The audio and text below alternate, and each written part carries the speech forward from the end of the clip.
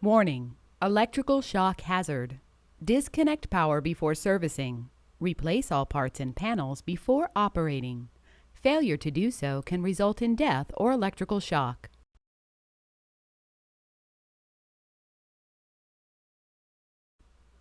Place a towel under the drain hose to absorb any residual water. Fit the green drain hose clamp onto the small end of the drain hose. Push the small end of the drain hose into the dishwasher drain hose connector up to the stop. Squeeze the green hose clamp open with pliers and slide it onto the connector in between stops.